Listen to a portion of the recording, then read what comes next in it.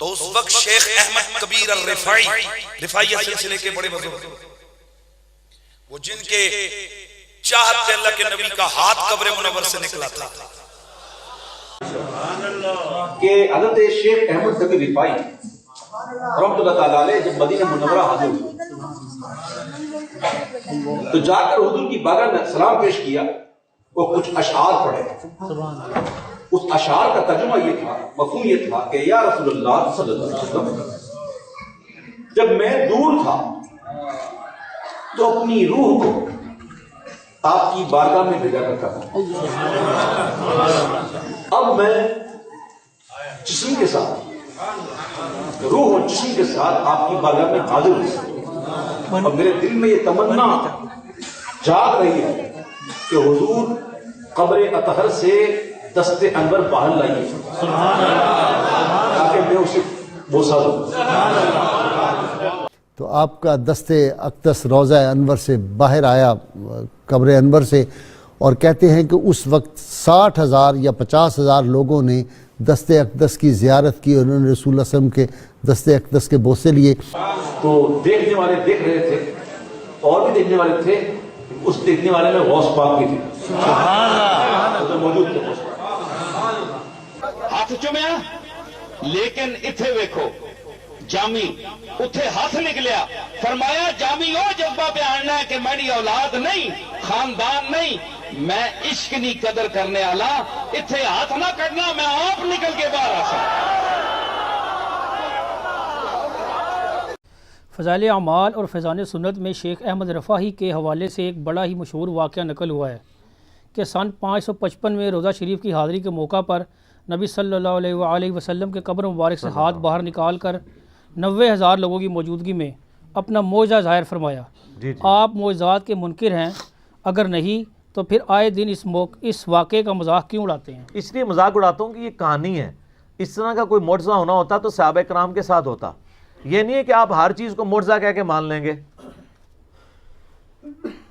تو میں پھر ایک فیبریکیٹ کرتا ہوں کہ سیدنا ابوبکر نے اپنے زمانے میں ایک ایسی سیڑھی بنائی کہ صحابہ کرام ایک نماز چاند پہ ادا کرتے تھے، دوسری مدینہ شریف میں۔ تو میں کہوں آپ منکر ہیں؟ کہانی ہے۔ نبی علیہ السلام کا یہ معجزہ اس وقت کیوں نہیں ظاہر ہوا؟ سقیفہ بنی ساعدہ میں مولا علی اور سیدنا ابوبکر کے حوالے سے جو کچھ ہوا، وہ سب سے بیسٹ موقع تھا کہ نبی علیہ السلام قبر مبارک سے آواز دیتے کہ بھئی آپس میں صلح صفائی کے ساتھ رہو۔ 6 مہینے حضرت علی ناراض رہے ہیں، بعد میں حضرت ابوبکر کو بلوایا انہوں نے، اور پھر حضرت ابوبکر نے بھی اس مس ہینڈلی کے اوپر رو پڑے، تو پھر حضرت علی نے کہا میں آپ کی لانیہ بیعت کروں گا۔ سیدہ عائشہ سے کوئی ضعیف روایت ثابت کرے کہ 47 سال اس حجرے میں رہنے والی لاڈلی ترین بیوی کو کبھی نبی علیہ السلام کی زیارت ہوئی ہو، اور اگر ہوئی ہوتی وہ چھپاتی نا۔ صحابہ کرام کو جب حضور کی زیارت ہوتی تھی وہ بتاتے تھے۔ سیدہ فاطمہ کو ہوئی ہو جو ان کے غم میں فوت ہو گئی۔ یہ سب کہانی ہے۔ اور پھر کہتے ہیں جی وہ 90,000 کا مجمع موجود تھا۔ 90,000 کا مجمع تو آج سے 150-200 سال پہلے مسجد نبوی میں نہیں آتا تھا۔ اور دوسرا 90,000 کی موجودگی میں اگر ہاتھ نکلے تو کتنے بندے دیکھ سکتے ہیں؟ 90,000 بندہ تو تب دیکھے گا کہ وہ نبی علیہ السلام قبر سے نکل کے کسی اونچی جگہ پہ چڑھتے ہیں۔ وہ کہتے ہیں شیخ احمد رفاعی نے وہاں اشعار پڑھے کہ مصر سے میری روح آ کے آستان اقدس پہ حاضری دیتی تھی، اب جسموں کے ملاپ کی باری آئی ہے، اپنا ہاتھ نکالیں میں بوسہ دوں۔ تو اس کے برخلاف تو بخاری میں حدیث ہے 1010 کتاب الاستسقاء چیپٹر میں حضرت عمر کہتے ہیں اے اللہ جب تک تیرے نبی ہم میں موجود تھے انا کننا نتوسل الیک بنبینا، ہم تیرے نبی کے وسیلے سے تیری طرف متوجہ ہوتے تھے، اب ہم ان کے چچا کو لے کے آئے ہیں تو ان کی برکت سے دعا سے بارش نازل فرما دے تو بارش نازل ہو جاتی۔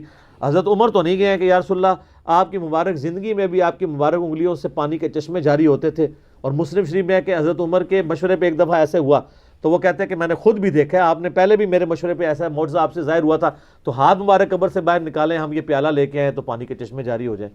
ان کو پتا تھا نبی علیہ السلام سے وفات کے بعد اب یہ کمیونیکیشن نہیں ہو سکتی، ہمارا درود و سلام پہنچتا ہے۔